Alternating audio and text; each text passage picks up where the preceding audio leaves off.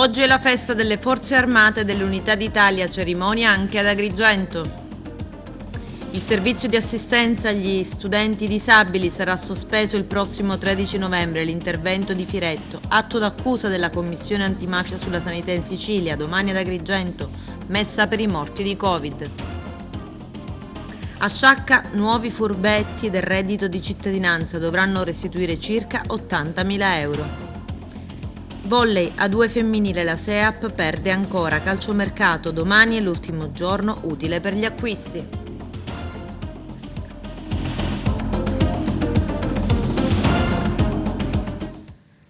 Bentrovati gentili telespettatori al nostro appuntamento con l'informazione, celebrato anche ad Agrigento il 4 novembre, la festa delle Forze Armate e dell'Unità d'Italia. Il nostro direttore Arturo Cantella.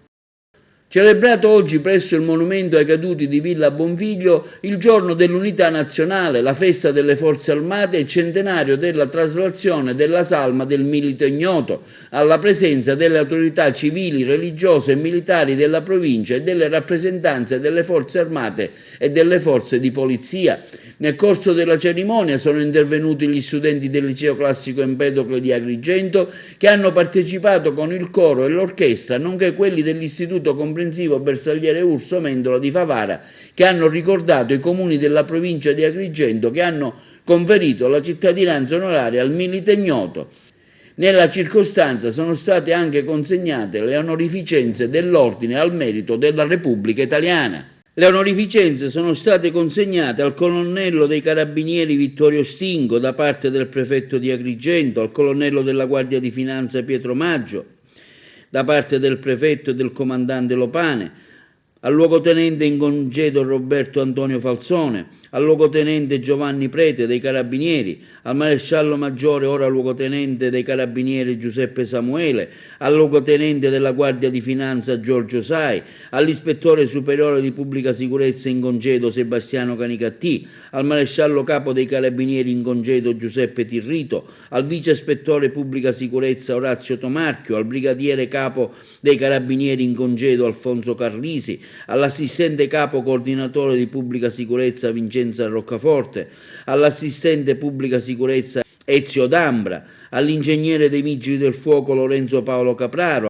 alla dottoressa Cettina Pennisi, viceprefetto, alla signora Calogera Giuseppe Callari come funzionario economico-finanziario e infine al tenente Carmelo Fenech, presidente dell'UNUCI di Agrigento. Noi continuiamo a credere nei valori fondanti che sono la patria, il senso del dovere e il senso di comunità a cui dobbiamo continuamente lavorare, per questo dobbiamo lavorare. È stato un momento molto bello di partecipazione sentita, quindi mi sento di dire solo questo oggi, grazie. Oggi si ricorda anche il Milite Ignoto, una cosa... Il Milite Ignoto che insomma è un po' il simbolo delle sofferenze, del tributo che è stato pagato da tanti giovani, tanti ragazzi nel primo conflitto, nel secondo conflitto e purtroppo in tutte le guerre che ancora continuano ad insanguinare il mondo.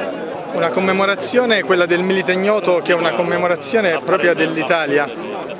100 anni fa questa salma di un soldato sconosciuto ma italiano fu traslata da Aquileia a Roma, un significato pieno di onore, pieno di patria, pieno di Italia, quello di una donna, madre di tutti gli italiani, Maria Bergamas, che ha scelto tra tante quella bara che rappresentasse per una nazione intera ciò che aveva voluto dire partecipare alla Grande Guerra. È importante la forza delle Forze Armate, è importante garantire sempre i valori che la Repubblica impone ai cittadini, un momento importante per la difesa dei valori costituzionali che tanto ha fatto tribolare tanta gente pagando spesso col prezzo della vita. Importante la Repubblica, va difesa la Repubblica, viva la Repubblica!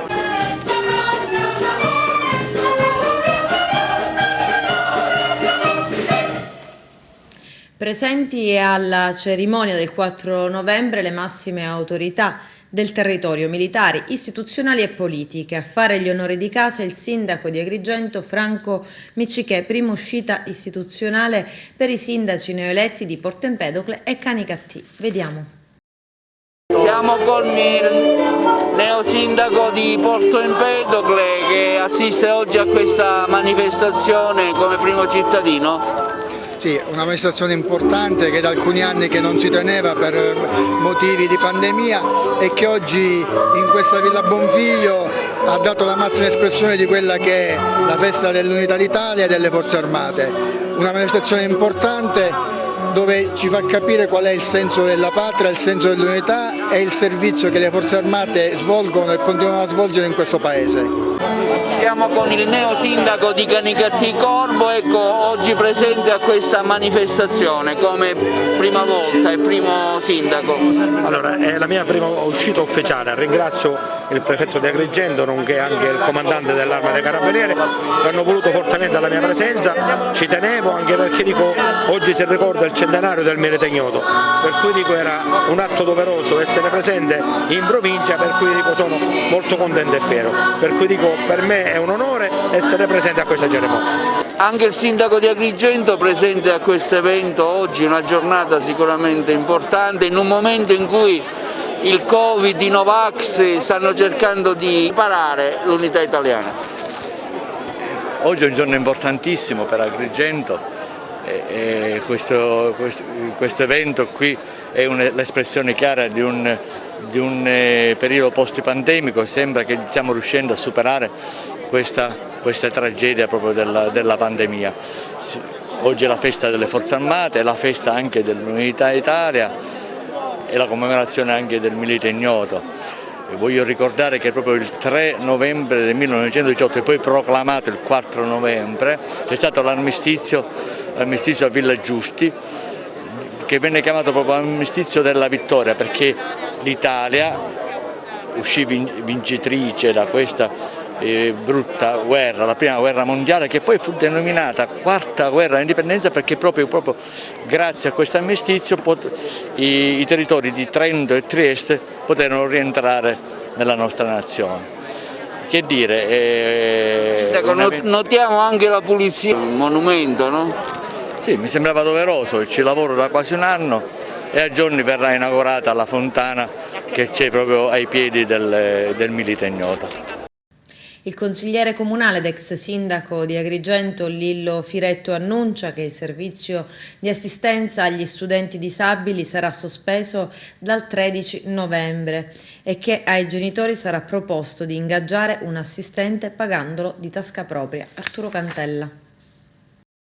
L'ex sindaco di Agrigento, Calogero Firetto, in una sua nota stampa afferma come sia stato leso il diritto dei bambini disabili gravi, leso il diritto di bambini allo studio e alla socializzazione, leso il diritto delle loro famiglie a un aiuto concreto. Per Firetto il servizio di assistenza alla comunicazione e il servizio di assistenza igienico-sanitaria saranno sospesi dal 13 novembre. Ai genitori viene proposto di ingaggiare un assistente, pagandolo di tasca propria. Tutto questo è sconcertante, afferma l'ex sindaco. I diritti dei bambini disabili vengono calpestati solo per incapacità amministrativa. Gli studenti con disabilità riconosciuta per poter andare a scuola hanno bisogno dell'assistente igienico-sanitario e dell'assistente all'autonomia e alla comunicazione. La prima figura prevista per legge ha il compito di assistere gli alunni in una situazione di handicap negli spostamenti e nell'assistenza e nella cura per l'igiene personale durante la frequenza delle lezioni scolastiche. La figura dell'assistente all'autonomia e alla comunicazione, continua Firetto, è un operatore socio-educativo assegnato all'alunno in condizioni di gravità e ha il compito di mediare e rendere agevole la comunicazione, l'apprendimento, l'integrazione, la relazione con la classe.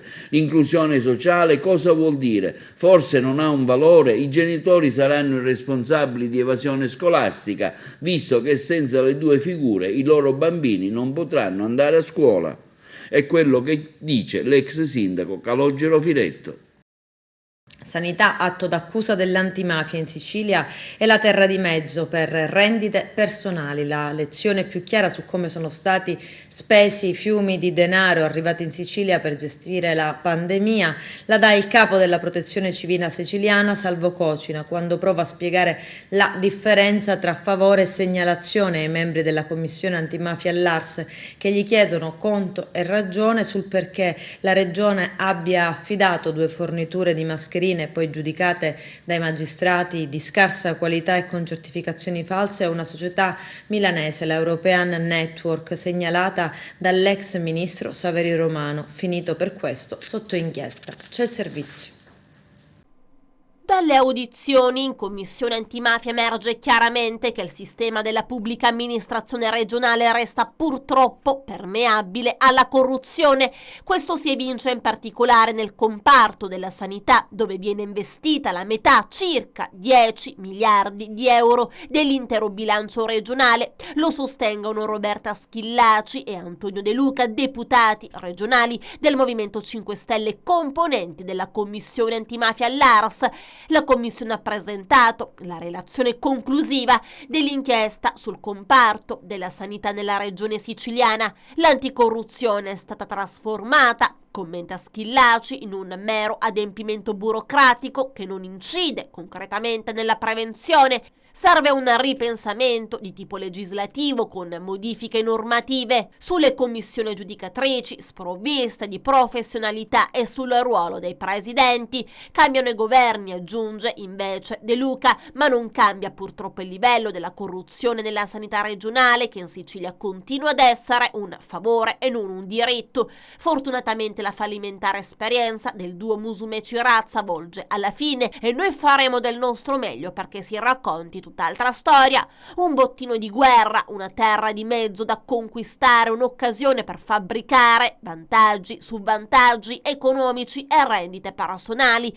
E così nella regione dove si spalmano i dati sui morti Covid, questo è il grande affare sanità, il ghiotto bottino per la politica siciliana raccontato direttamente dal presidente dell'antimafia siciliana Claudio Fava, che ha presentato all'ARS la relazione finale della Commissione Antimafia sulla sanità. Mascherine non conformi, progetti arenati, 300 affidamenti diretti a professionisti, questo solo per il capitolo emergenza Covid, mentre l'assalto ai 10 miliardi previsti per la sanità ha portato regalie ai privati e perfino all'utilizzo in modo ignobile del nome del Borsellino e della sua storia, utilizzando la figlia del magistrato ucciso dalla mafia Lucia come immagine, nominando l'assessore per poi circondarla da un nutrito nugolo di malversatori e presunti consiglieri. Una delle pagine meno degne di questi anni, ha detto Fava, nel fare i duri resoconti, che in questa relazione fa di fatto un passo indietro nella storia, passando al vaglio governi Lombardo e Crocetta.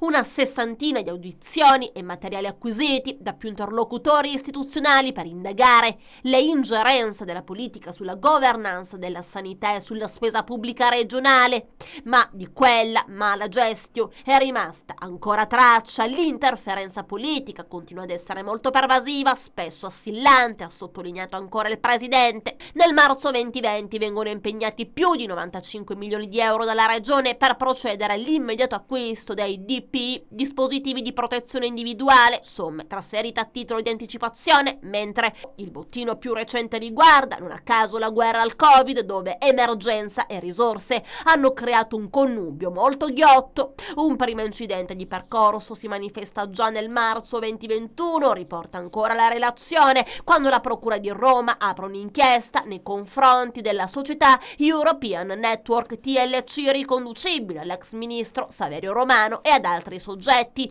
Durante le audizioni della commissione sarà il dirigente del Dipartimento regionale della Protezione Civile, l'ingegnere Salvo Cocina, a segnare una linea di demarcazione perlomeno curiosa tra favori e segnalazioni. Non va meglio con la riorganizzazione della rete ospedaliera per l'emergenza Covid-19, Covid-19, per cui erano stati previsti un anno fa 79 progetti per un'operazione di 128 milioni di euro. Un anno dopo ne sono stati ultimati soltanto 7. E poi uno dei simboli più evidenti del controverso rapporto fra le regioni e i colossi della sanità privata, con il caso Humanitas, quasi un giallo in apparenza ma senza colpevoli, per una nuova struttura che sarebbe dovuta sorgere a Mister Bianco, 160.000 metri cubi per realizzare il nuovo polo oncologico, 4 elevazioni fuori terra, 15.000 metri quadrati di superficie coperta, 17.000 destinati a verde e 34 a parcheggi. Ma a meno di 2 mesi dall'avvio nel maggio del 2020 la regione fa retromarcia, un bel pasticcio così sintetizzato dopo varie audizioni dallo stesso Fava.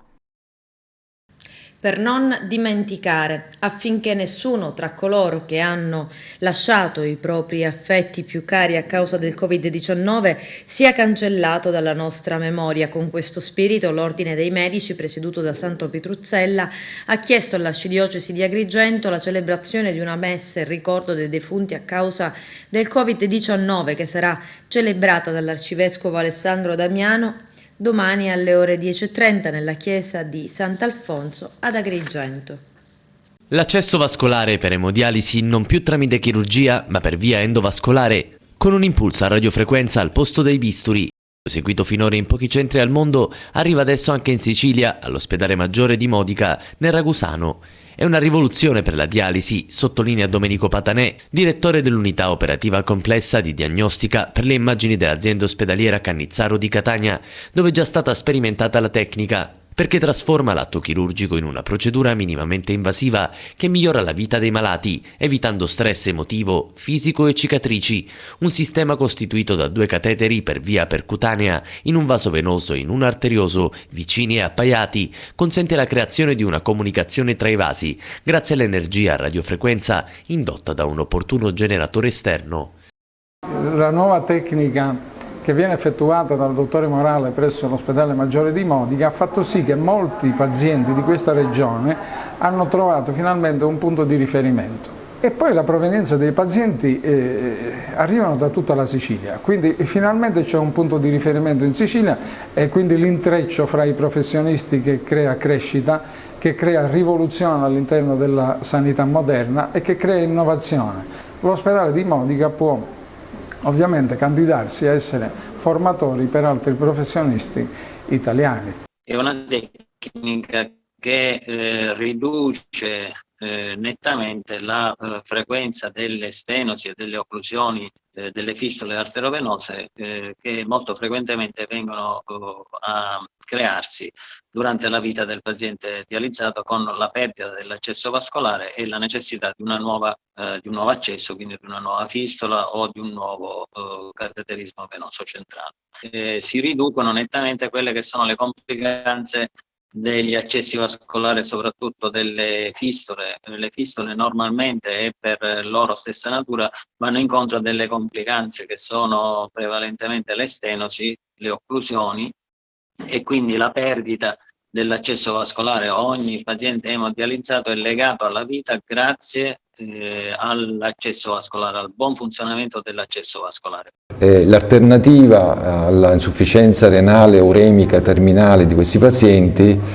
consiste o in un trapianto renale oppure in un trattamento dialitico. In Italia 50.000 di questi 2,5 milioni di persone sono in trattamento emodialitico, 50.000 persone. È necessario che questi pazienti si sottopongono a un preliminare intervento chirurgico vascolare mediante l'allestimento di un accesso vascolare, la cosiddetta fistola arterovenosa, che è indispensabile per poter sottoporsi al trattamento emodialitico. Se questa unità operativa ha avuto questi risultati, abbiamo attratto anche la metà della popolazione che è stata servita e di altre province, vuol dire che il lavoro è stato fatto bene, vuol dire che le risposte sono apprezzate dalla popolazione, vuol dire che si sparge la voce. Adesso il compito nuovo è di diffondere questa conoscenza, perché non ci interessa fare i primi della classe, ci interessa che la gente stia bene, in tutta la Sicilia, e quindi dobbiamo diffondere questa conoscenza, questo know-how in altre parti. Ars approvata la legge contro il bullismo e cyberbullismo. Arturo Cantella. L'Assemblea regionale siciliana ha approvato all'unanimità il disegno di legge che prevede gli interventi rivolti alla prevenzione e al contrasto ai fenomeni del bullismo e del cyberbullismo in Sicilia. Si potranno quindi promuovere programmi e progetti per la diffusione della cultura della legalità e del rispetto della dignità personale, quindi interventi per la tutela della integrità psicofisica dei minori, in particolare nell'ambiente scolastico e nei luoghi di aggregazione giovanile, e interventi finalizzati alla diffusione della cultura del rispetto dei sentimenti relativi alla sfera dell'affettività e della sessualità, previste nella legge la realizzazione di campagne di sensibilizzazione e di informazione rivolte agli studenti e alle loro famiglie, la promozione di iniziative di carattere culturale, sociale, ricreativo e sportivo sui temi della legalità e del rispetto reciproco, nonché sull'uso consapevole degli strumenti informatici e della rete internet, l'organizzazione di corsi di formazione per il personale scolastico, gli operatori sportivi e gli educatori in generale, l'attivazione dei progetti di rete, l'organizzazione di corsi, programmi di assistenza, di gruppi di supporto per i genitori, l'attivazione di programmi di sostegno in favore dei minori vittime, autori e spettatori di atti di bullismo, ovvero di un percorso di sostegno con il gruppo classe in cui si sono verificati gli atti di bullismo, di cyberbullismo, di cyberpedofilia e di sexting, nonché gli sportelli di ascolto negli istituti delle scuole.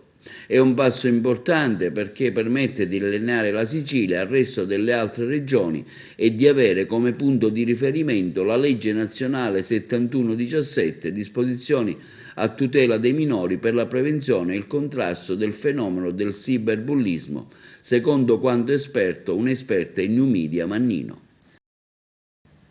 A Sciacca scoperti e denunciati 9 furbetti del reddito di cittadinanza. Il danno economico è stato quantificato in circa 80.000 euro che gli interessati dovranno restituire. I dettagli nel servizio. Continuano i controlli verso chi ha un reddito di cittadinanza da parte delle forze dell'ordine. I carabinieri di Sciacca hanno denunciato 9 persone. Nella mattinata di ieri, a conclusione di un'articolata attività di indagine finalizzata al contrasto dell'indebita percezione del reddito di cittadinanza, i carabinieri della stazione di Sciacca hanno denunciato a piede libero alla locale Procura della Repubblica ben 9 cittadini italiani, tutti residenti nella città delle Terme. I soggetti denunziati sono ritenuti responsabili, in concorso con i rispettivi familiari, di indebita percezione del reddito di cittadinanza, in quanto hanno omesso di comunicare all'INPS di essere sottoposti a misure cautelari personali, continuando quindi a percepire il sussidio in maniera illecita. Il danno economico, affermano i carabinieri di Sciacca, è stato quantificato in circa 80.000 euro che gli interessati dovranno restituire. I soggetti sono stati inoltre segnalati alle competenti autorità per la sospensione immediata del beneficio. Tra i denunciati vi sono anche soggetti che erano sottoposti agli arresti domiciliari. Noleggiava le macchine, le faceva sparire e infine le rivendeva. Uno stratagemma ripetuto 52 volte. Gli episodi sono stati ricostruiti dai finanzieri della compagnia di bagheria che hanno arrestato il palermitano Alessio Spiaggia di 27 anni. Vediamo. Avrebbe noleggiato auto nei principali aeroporti siciliani e non solo, e lo avrebbe fatto attraverso una serie di atti di vendita falsi, reimmatricolando le vetture a suo nome o a nome di 2 società di mediazione a lui intestate, per poi rivenderle a concessionarie gestite da soggetti terzi. In questo modo incamerava cospicui guadagni illeciti, quantificati in oltre 820.000 euro, derivanti dalla differenza tra il costo del noleggio noleggio, poiché pagava solo le prime rate e il ricavo della successiva rivendita dell'auto a prezzo di mercato del seminuovo. È per tale motivo che all'alba di stamani Alessio Spiaggia, 27 anni, titolare di una società di vendita auto a San Cipirrello, è stato arrestato e accusato di truffa, appropriazione indebita, autoriciclaggio e falso in atto pubblico, a dare esecuzione all'ordinanza di custodia cautelare in carcere, di sequestro preventivo finalizzato alla confisca dei beni e delle disponibilità finanziarie fino alla concorrenza del valore del profitto illecito emessa dal GIP del Tribunale di Palermo su richiesta della locale Procura della Repubblica, i finanzieri del comando provinciale del capoluogo siciliano. L'attività investigativa svolta dai militari della compagnia di Bagheria ha permesso di ricostruire, attraverso la complessa analisi della documentazione relativa ai fittizi passaggi di proprietà, ben 52 episodi di appropriazione indebita di auto di grossa cilindrata.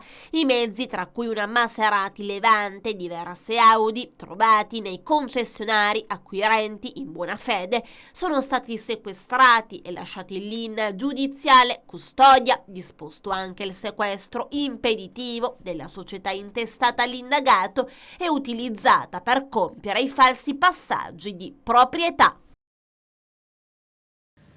Il presidente della regione siciliana Nello Musumeci ha ricevuto a Palazzo d'Orleans il presidente della Repubblica di Albania, accompagnato dall'ambasciatore in Italia. Ad accogliere il capo di Stato albanese il picchetto d'onore del Corpo della Guardia Forestale della regione. Vediamo. Onori al presidente della Repubblica d'Albania.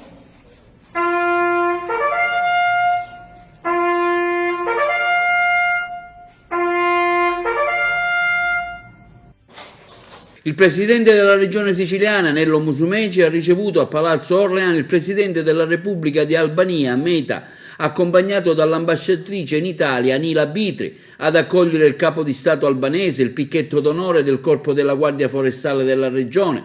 I nostri paesi sono ricchi di storia comune, ha affermato il presidente della regione. La Sicilia è un'isola che lavora per superare la marginalità rispetto al continente europeo. Sicilia e Albania sono regioni periferiche che hanno bisogno di particolare attenzione. Il presidente Musumeci ha sottolineato anche la volontà della regione di intensificare il rapporto di collaborazione per avviare scambi culturali e commerciali attraverso un apposito protocollo d'intesa con la Repubblica di Albania. Il presidente Meta ha ringraziato Musumeci per l'accoglienza riservata e ha condiviso l'iniziativa di una collaborazione che presti particolare attenzione alla comunità Arbesh, soprattutto per la tutela e la difesa della lingua, che è un patrimonio culturale e storico, eventualmente anche con l'emanazione di una legge ad hoc che possa tutelare la minoranza in Sicilia. Altro punto in comune con la Sicilia è quello di raccogliere la sfida del Mediterraneo. Vogliamo rafforzare la dimensione mediterranea dell'Albania, ha detto Meta, collaborare sui temi che riguardano le calamità naturali per imparare dalla vostra esperienza su alcuni settori e avviare un sostegno reciproco. Le comunità Arbesh in Sicilia convivono da secoli, ha sottolineato Musumeci, in un clima di assoluto reciproco rispetto e collaborazione. Il governo regionale pone la massima attenzione nei confronti delle comunità che continuano a parlare la loro lingua. Farà il possibile per alimentare e incoraggiarne l'uso tra i giovani. È il segno di come la Sicilia sia stata sempre terra di incontro in diverse culture e civiltà. Al termine dell'incontro l'illustre ospite ha inviato ufficialmente a Musumeci a compiere una visita presso la Repubblica albanese. Adesso c'è la pubblicità, tra poco vi aspetto. Il presidente del Centro Nazionale Studi Pirandelliani, Stefano Miliotto, annuncia suo malgrado che per improvvise e inaspettate difficoltà finanziarie non si svolgerà il 58esimo convegno sui 6 personaggi in cerca d'autore nella data prestabilita, ovvero dal 6 all'11 dicembre. Il convegno è stato rinviato al prossimo marzo. Miliotto aggiunge: per sostenere le esigenze logistiche e organizzative tanto del centro quanto delle scuole, auspichiamo un intervento consistente da parte di Comune e Parco Archeologico al fine di scongiurare il trasferimento del convegno in altra sede fuori Agrigento. In occasione del turno infrasettimanale del campionato di pallavolo femminile di Serie A2, la SEAP Dallicardillo Pallavolo Aragona è stata sconfitta in casa al Pala Moncada 3-1 dalla Teodora Ravenna. Vediamo. Ancora una sconfitta, la quarta di fila per la SEAP Dallicardillo Aragona. Al Pala Moncada passa e con merito la Teodora Ravenna alla terza vittoria consecutiva. Il match è terminato 1-3 con questi parziali: 17-25, 25-19, 20-25, 16-25. La SEAP Dallicardillo Aragona è scesa in campo ancora una volta in formazione rimaneggiata per le assenze Sara Stival, della centrale Benedetta Cometti e della scacciatrice Nadine Zec. 2 soli cambi a disposizione del coach Stefano Micoli. La seconda palleggiatrice Martina Casarotti e il libero all'occorrenza schiacciatrice Fabiola Ruffa. Assente pesanti che hanno sicuramente influito sull'andamento e sull'esito finale del match. Dall'altra parte della rete un Ravenna in formazione tipo in grande forma, reduce da 2 ottime vittorie per 3-0. Coach, una vittoria importante sul campo della SEAP Dallicardillo Aragona che vi dà fiducia e morale per il proseguo della stagione, terza vittoria di fila.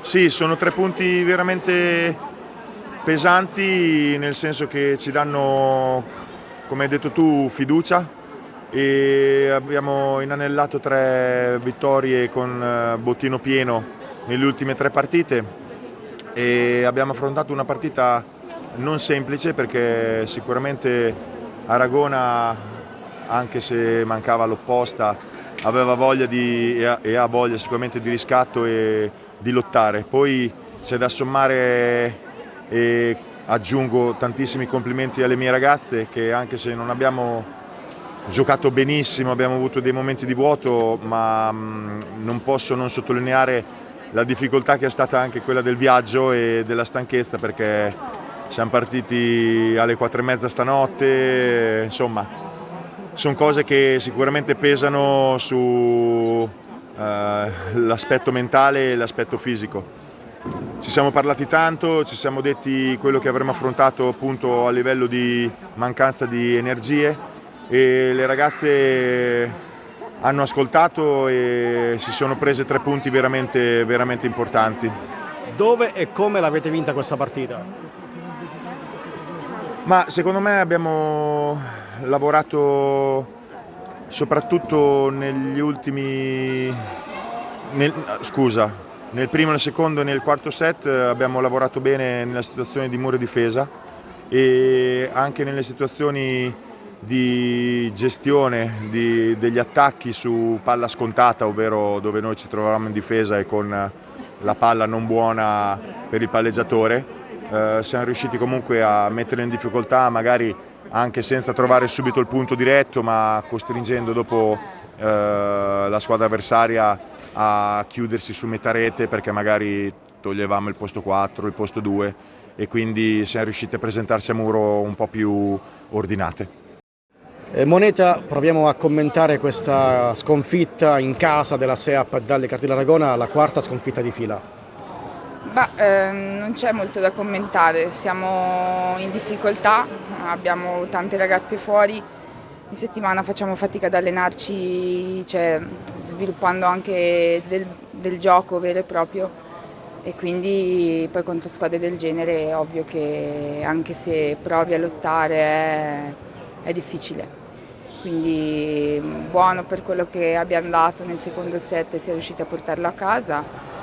Prendiamolo come uno spunto per continuare ad andare avanti finché non avremo modo di ritornare tutte quante insieme e rimetterci in carreggiata. Ora quello che possiamo fare è cercare di dare quello che possiamo, e in allenamento, in partita è dura, è molto dura e niente, pensiamo alla prossima partita. Calcio, domani chiude il mercato dilettanti. Carmelo Lentini.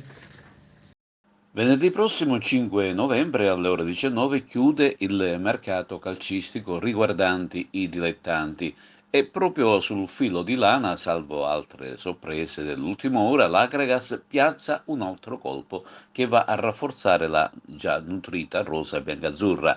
arriva dall'Accademia Pavese San Genesio di Pavia, compagine che milita nel campionato lombardo Girone A, il centrocampista classe 2000 Gaetano Bellanga, originario di Cianciana. Malgrado la giovane età, il ragazzo ha accumulato esperienze calcistiche in Serie D, con il Roccella Ionica, poi anche con il Lecco, Chieri, Francavilla, Sanremese e Belluno. Bellanga ha militato a lungo con le giovanili del Catania. Ritornando al mercato, tra poco più di un mese, invece precisamente il 1° di dicembre, aprirà il mercato invernale che durerà tutto il mese e si chiuderà nella giornata del 30 dicembre alle ore 19 appunto dello stesso mese. Intanto la squadra continua la preparazione in vista dello scontro di domenica prossima contro il CUS Palermo. Mister Anastasi dovrà fare a meno del difensore Alfonso Cipolla, fermato per una giornata dal giudice sportivo, in conseguenza ad una diffida poi maturata con l'ennesima ammonizione. Il CUS, allenato da Giancarlo Ferrara, non ha mai vinto in questo campionato e ha totalizzato 4 punti, conseguenza di altrettanti pareggi e sconfitte. Intanto, con un comunicato stampa divulgato sulla pagina ufficiale della società, il presidente del Casteltermini Sanvito ha annunciato le dimissioni del tecnico della prima squadra Pino La Bianca. La decisione, maturata all'indomani della sconfitta interna con l'Edda, ha colto tutti di sorpresa e quando si dice si è anche tentato di dissuadere l'allenatore bagherese. Adesso la società granata è alla ricerca di un valido sostituto. E concludiamo con la terza categoria di Agrigento, dove si è arrivata alla terza giornata e dal momento sono 2 le squadre che si trovano appaiate in vetta alla classifica generale. Si tratta del Real Licata e del Ribera, una classifica provvisoria che non tiene conto della partita in meno disputata da Aragona e Montallegra. Se la compagine di Alessandro De Caro riuscisse a superare la compagine montallegrese del recupero, si parlerebbe di punteggio pieno e quindi anche di vetta della classifica. Intanto, grazie alle reti di Galluzzo, Severino e Chiarelle, l'Aragona ha espugnato il campo del Bivona. Anche gli attuali capolista hanno vinto, specie Ribera, che è riuscita ad espugnare il rettangolo di gioco del Montallegro con le reti di Macaluso, che ha segnato una doppietta, e Callea. La rete della bandiera montallegrese porta la firma di Augello. Il Real Licata, con il gol di Cammarata e Biondi, si conferma squadra di qualità e sul proprio campo ha avuto la meglio sul forte Real Canicattì. Grande scorpacciata di reti invece a Cianciana, con il tripletta di Caruso, Bellavia e Miceli ai danni del malcapitato Sciacca Soccer. In sintesi, questi i risultati: Bivona Aragona 0-3, poi c'è Burgio Soccer Licata 3-1, e Cianciana Sciacca Soccer 5-0, Gattopardo Atena 2-1, Montallegro Ribera 1-3, Real Licata Real Canicattì 2-0. Quindi la classifica, come abbiamo detto poc'anzi, vede in vetta Real Licata e Ribera a punti 7, e poi seguono Cianciana Aragona 6, Gattopardo 4 e via via anche tutte le altre squadre. Il prossimo turno invece riserva una gara ad alta classifica. Si giocherà Aragona Real Licata, poi Real Canicattì Cianciana, Sorcer Licata e Gattopardo, Atena Montallegro, Ribera Bivona e Sciacca Soccer Burgio. Con questo è tutto, termina qui l'edizione del telegiornale. Grazie per la gentile attenzione e per essere stati con noi. A presto.